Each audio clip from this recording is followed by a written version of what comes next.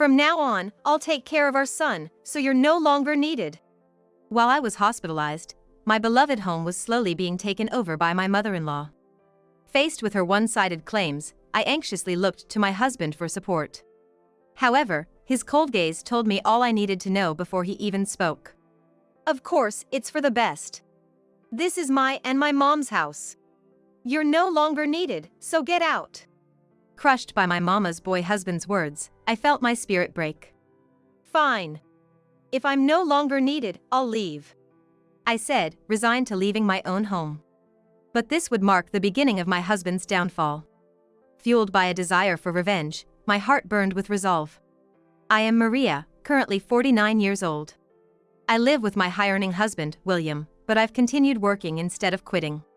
We met again at a high school reunion, 10 years after graduation. William, more mature and suave than in high school, seemed incredibly attractive to me. After exchanging contacts somewhat naturally, we went on several dates and got married after 2 years of dating. My husband is a capable man at work. He changed jobs from the company he was with when we first started dating. William climbed the corporate ladder at a young age, reaching an executive position at a multinational finance company. Not content with just that, he also serves on the boards of about 2 other companies, which has pushed his annual income to well over $2 million. Though I could live comfortably on William's income, I chose to keep working at a design company, finding staying at home too confining. It's been 20 years since I married my husband. I believe our marriage is the envy of our friends from the same generation. However, the longer you're with someone, the more you notice their flaws. William, once a gentleman who led me, now seems self-centered and domineering, typical of men in their 40s. Although I'm no beauty queen, we had a stable relationship, for better or worse. In times like these, I'm grateful for my job. The workload helps me forget his unpleasant side, and I love my job, which also serves as my stress reliever. Recognized for my long-standing dedication, I now lead a team at my company. The job involves lots of overtime and even monthly international trips for competitions. I pride myself on my strong sense of responsibility. That's why I feel a sense of fulfillment in my current position, and I also sense that my subordinates admire and respect me. However, this also sometimes pushes me to my limits. Lately, I just can't seem to shake off this tiredness. You okay? At least take care of yourself properly, William said dismissively, causing my blood to boil on top of my headache. I'm fine. This is nothing. Both of us take pride in our careers and hate being criticized about our work. His snide comments only make me more defiant. Usually, I'd take a day off for some physical therapy, but this time, my stubbornness got the better of me. As a result, I collapsed at work and had to be rushed to the hospital by ambulance. Maria! Are you okay? Hearing the panicked voice of my subordinate as the last sound, I felt regret as my consciousness faded away. And this regret was just the beginning of an unexpected turn of events.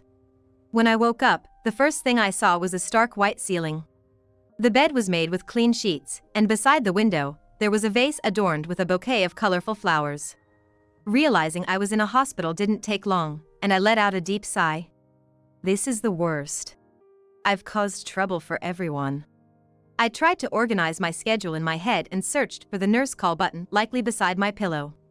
Excuse me. I've woken up, I said to the nurse. After a short wait, a nurse arrived in a hurry, accompanied by a doctor. The doctor asked me several questions about how I was feeling, and I answered them smoothly. The direct cause of your collapse is probably overwork. However, is there another cause? I was aware that I had been feeling tired, and it wasn't surprising to hear I'd collapsed from overwork. But the doctor, flipping through my chart, looked resolved as he informed me. There's a possibility you have a tumor. We can't say for sure without further tests, so would you be able to stay in the hospital for a while? It felt like a blow to the head. The doctor's words went in one ear and out the other. I could hear them, but they made no sense, and I was stunned. Don't worry, Maria. We'll conduct thorough tests and start treatment. For now, just rest and regain your strength. Yes, okay. I understand. I replied weakly, my hands trembling as I clutched my smartphone. The first person I called was my husband, William. Honey. I collapsed from overwork, but they say I need more tests for something else. I see. So you'll be staying in the hospital for a while, then. Got it. Wait, just a minute. I'm not done. I had conveyed all the necessary information, but my husband responded briefly and unilaterally ended the call. A sigh escaped me as I heard the beep of the disconnected call. I wanted to ask him to bring some night clothes and other necessities, but I figured it was probably hopeless to expect that. The news of my health condition had already made me anxious, and his lack of concern was hard to bear. Wiping away the tears that had gathered at the corners of my eyes, I decided to contact a colleague from work. An old friend and colleague brought everything I needed to the hospital. After finally managing my packed schedule, I sank into the clean hospital bed, facing my anxieties about the future. The doctor explained the detailed schedule for my tests and discussed possible diagnoses with me. If it turned out to be a malignant tumor, early detection meant that it could be treated with surgery or medication. Despite my worries, the kindness of the people around me was overwhelming. By the second day of my hospital stay, my room was overflowing with gifts and bouquets. From the day I was admitted, colleagues, subordinates, and even business partners had come to visit. It's amazing, I've never seen a private room so full of get-well gifts. I'm so grateful. I never realized people cared about me this much. Illness is partly mental, so let's turn everyone's well wishes into strength and keep fighting. The attending doctor came to check on me almost daily and always offered such encouraging words. In contrast, my husband hadn't even called, let alone visited. I understood he was busy with work. But a simple call to check on me would have been nice. As the years passed, my love for him had faded, and all I could do was sigh in sadness.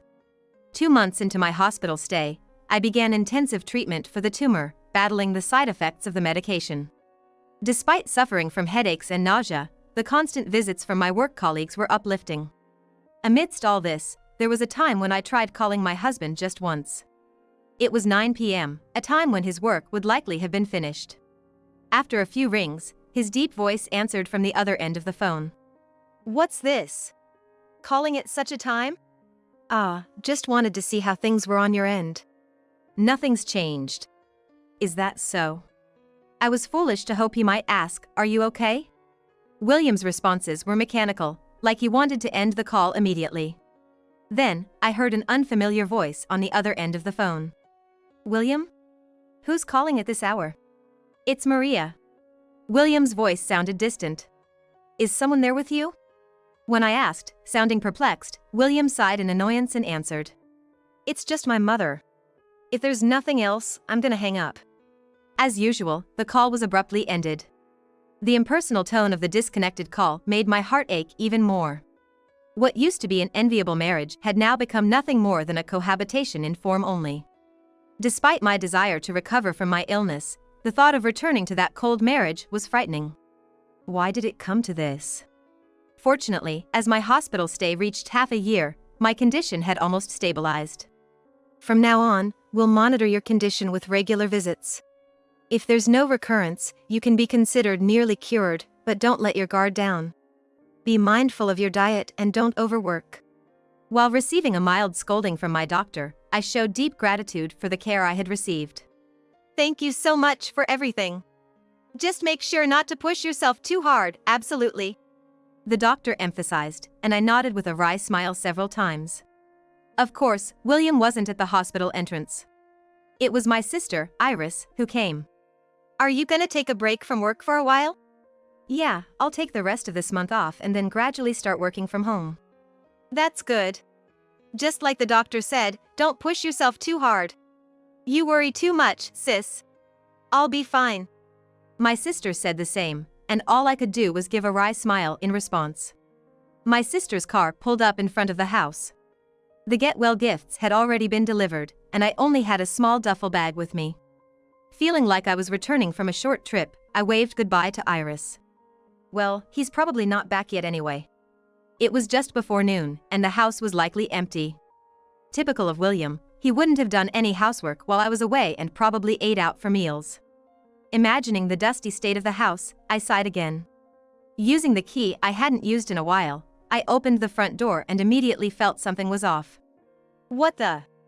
Our house, while not minimalist, had few belongings. We avoided clutter like ornaments and photo frames, finding that storing them on our smartphones was sufficient. We managed our schedule online, so there was no need for calendars, and the walls were adorned with only a favorite art panel. But now, there were more than 5 pairs of women's shoes scattered at the entrance, and several unidentifiable cardboard boxes lay haphazardly in front of the shoe cabinet. What's all this? In a panic, I rushed to the living room without even bothering to arrange my shoes. I could hear the TV and the voices of a man and a woman from the living room. Despite being overwhelmed with fear due to the unknown situation, I couldn't stop my advancing footsteps. I opened the door to the living room with a loud click, and there were my husband, William, and my mother-in-law. "Oh, you're back," said my mother-in-law with cold eyes. "Why are you here, and shouldn't William be at work?" "I took the day off because Mom wanted to go shopping." "Was today your discharge day?" William and my mother-in-law, sitting side by side on the sofa, glanced at me disinterestedly. The living room was overflowing with strange decorations, old-fashioned floral curtains, a tall houseplant, and piles of magazines on the floor. The kitchen, which should have been equipped with silicone kitchen tools, now had utensils, chopsticks, and dishes I'd seen at my in-laws, including items I couldn't imagine when we'd use them. "What's going on here?" As I looked around the house, it had changed so much in the past 6 months that I felt dizzy. My mother-in-law spoke mockingly amidst my confusion. "What do you mean? Now it's me and William living here." "What? This is mine and William's house." Her words made no sense to me. William turned his mocking gaze to me, frozen in shock. "Mom has been taking care of everything in the house, covering your inadequacies. You should be grateful." Despite everything, I had been hospitalized for treatment after falling ill, not due to any shortcomings on my part. My anger at my husband, who showed no concern, continued to build. "You really are a terrible wife for abandoning the house for half a year." "I didn't abandon it, I was hospitalized. You never even visited me," I retorted strongly, only for my mother-in-law to snap back with a red face. "How dare you say that? William has been working hard every day, and you were just lying in the hospital. I didn't choose to be hospitalized. Basic self-care is essential for an adult. Why should I sympathize with your poor health habits? That's right, you should be supporting your husband. Aren't you his wife?" Thinking back, she had always been like this since the beginning of our marriage. My mother-in-law, a stay-at-home wife, was supported by her husband in management for nearly 40 years. She took pride in being a housewife and saw me, who continued to work after marriage, as an adversary. "Isn't it a woman's role to look after the home, William?" "Well, I earn enough, and if necessary, I can make Maria quit her job, Mom." My father-in-law was a passive husband who showed no interest in home affairs and left everything, including child-rearing, to my mother-in-law. As a result, she doted on her only son, William, who became overly attached to his indulgent mother. This intensified after my father-in-law passed away 5 years ago. William stayed at his parents' house 3 nights a week and was in daily contact with his mother. "I was always worried. That's why I was against this marriage." "I'm sorry, Mom. If I had listened to you." Even as I stood there in shock, the two of them continued to speak as they pleased. I had reached my limit. "Enough! Why is my mother-in-law living here in the first place?" I yelled, confronting their twisted display of parent-child affection. "This is our house. I never agreed to live together," I declared firmly, and the atmosphere froze for a moment. William's face turned red with anger, and my mother-in-law, also flushed with rage, retorted. "How ungrateful! Who do you think has been supporting this household? This is my son's house. And while you were in the hospital, I was the one supporting him." "That's right. You haven't fulfilled a single duty as a wife. Right now, it's me and William living here. From now on, I'll take care of our son, so you're no longer needed." "How can you say that? William, are you really okay with this?" I looked at my husband in desperation, hoping for some support against the one-sided accusations. But his gaze was cold, and I understood his stance even before he spoke. "Of course I am. This is my and my mom's house. You're no longer needed, so get out."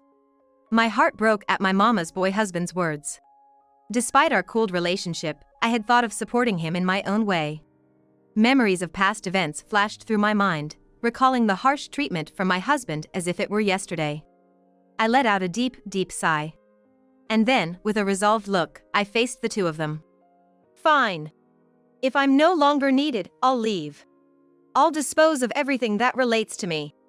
As I said this, trying to convince myself, my mother-in-law's cheeks relaxed in triumph, and she let out a loud laugh.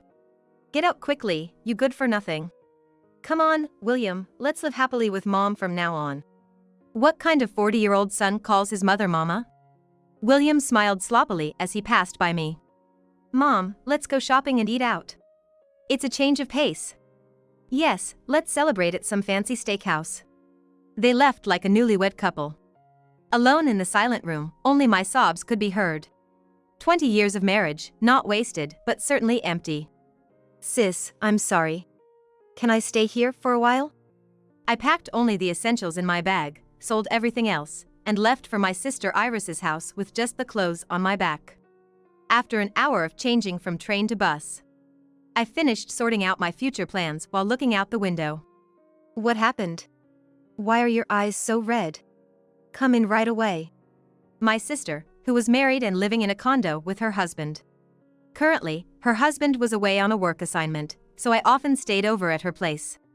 In her familiar apartment, sitting on the sofa, I confided everything to Iris. Being kicked out of the house right after my discharge and the terrible things my husband had said and done up until now. How my mama's boy husband had invited his mother to stay at our home. As the story progressed, Iris's expression grew stern, and by the end, she was shaking with anger. What awful people! Maria, let me give them a piece of my mind. It's okay, I don't want anything to do with them anymore.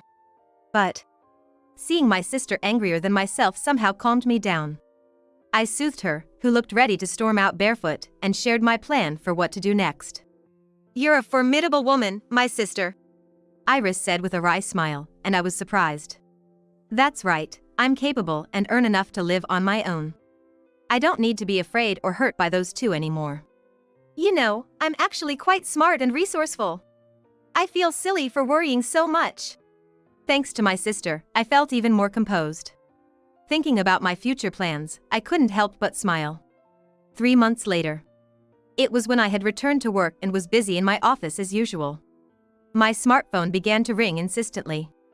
I looked up from the documents, saw the screen. That was quicker than expected. It was William's name as the caller ID. It had been a while since we last spoke, but I answered the phone as if nothing was amiss. Hello, yes? Hey, what's going on? A real estate agent is at the house. Oh, is that so? And? I replied in a detached tone, which seemed to take William aback, causing him to stumble over his words. You must have called for a reason, right? This was a line I often heard from him. Don't talk to me unless you have something to say. It was probably one of the most frequent harsh remarks I had received. Why do we have to leave the house? William continued, his voice filled with panic. I decided it was time to confront him with the truth. Remember? When we first got married and I said I wanted a house, you told me you wouldn't contribute a single penny. Indeed, when we were building the house, William had no interest in it and refused to contribute financially. So, I used my own savings to buy the house and took out a mortgage in my name. I had paid off that mortgage with my salary, making the house legally mine. That house isn't yours, it's mine. So, I can do whatever I want with it, right? You guys don't need a house bought by someone as useless as me, do you? I said with as much sarcasm as I could muster, leaving William speechless. It seemed his beloved mother was also there, as she snatched the phone from him and began berating me with spitting fury. Enough! Why do you get to do whatever you want with this house? You must have leached off William's money to pay for it. Ah, you must not know because you never took an interest in me. I'm currently the CEO of a design company. What? I earn more than William does annually. But I kept quiet about it, thinking it might hurt his pride. I had steadily built my career at this design company.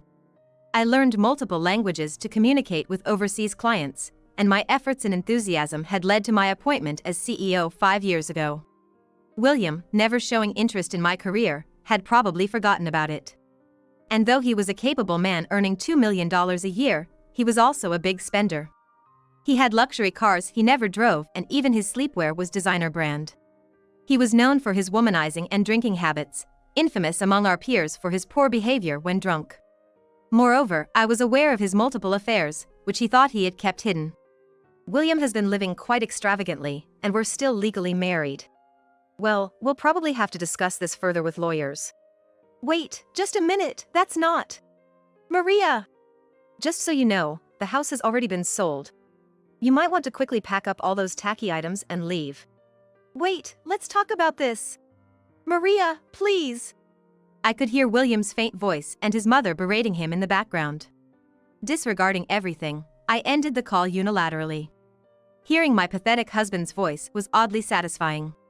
Afterward, I successfully divorced him through a lawyer. I also made sure to receive a substantial alimony payment for his verbal abuse towards me and for his past misconduct. Furthermore, his extravagant lifestyle and the stress from this incident led to multiple mistakes at work. In the competitive world of multinational corporations, incompetence quickly leads to dismissal. Consequently, William lost his job, further straining his finances. Meanwhile, I continued to stay at Iris's house, but I started noticing strange things. I felt like I was being followed when I returned home, and I received numerous prank calls from unknown numbers. I never expected them to go this far. Thankfully, there was no direct harm, but I knew it was only a matter of time. I hurried to consult with the police.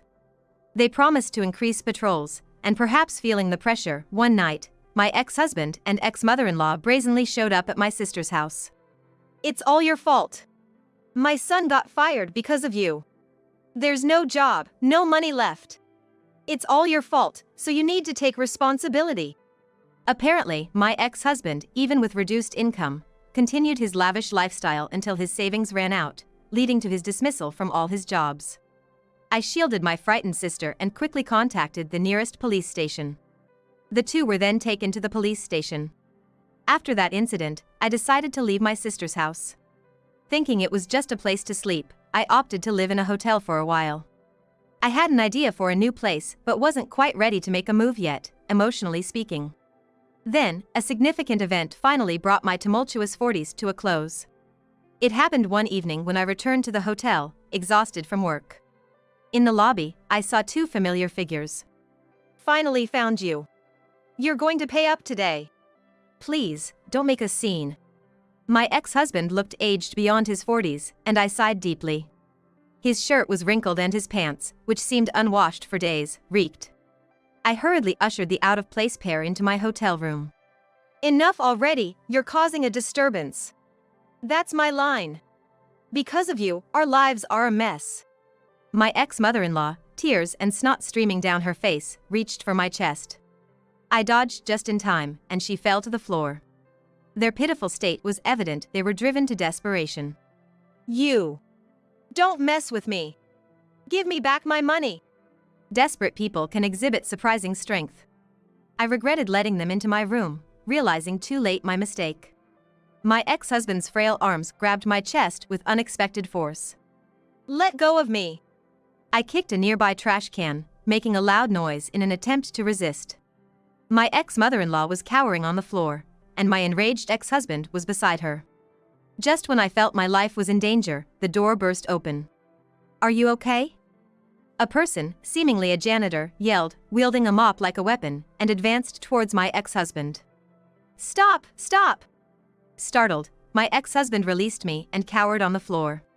The hotel front desk had promptly called the police, and this time, my ex-husband and ex-mother-in-law were taken into custody. Previously, they had been released with a stern warning, but this time they were officially charged. Already struggling to find a job, my prideful ex-husband now had a criminal record, making re-employment even more difficult. Eventually, I heard through the grapevine that they were living meagerly near a riverside. What a tumultuous 40s that was, he said, cutting his steak elegantly. In a restaurant softly illuminated by candlelight, we were dining elegantly. It's surprising, being almost 50 and all this happening. But it's really good that you didn't get seriously injured. His smiling gaze made me feel bashful, so I quickly sipped my red wine to hide it. Ever since my discharge, he had been my attending physician, and I've been in his care for many years. Thanks to him, there has been no recurrence of the tumor, and I've been living a peaceful life. Privately, we grew closer, and now we have settled into a relationship as lovers. Well, I doubt there will be any more drama like this, so I want to spend the rest of my life peacefully. Yeah, that sounds good. And he finished his main course and slowly took a small box out of his breast pocket. Inside the box was a ring set with my birthstone. Will you give me your life to take care of from now on? I thought back to my lonely and joyless marriage. My job was my only solace, and I had pushed myself too hard because of it. I failed to see the true nature of people, causing a huge commotion that even involved my sister. Thank you, I'm so happy. The gem on my left ring finger was like a light shining on my life. My 40s were tough and full of scars. But now, more happiness than ever before awaits me. Smiling at him, I felt excited about our future together.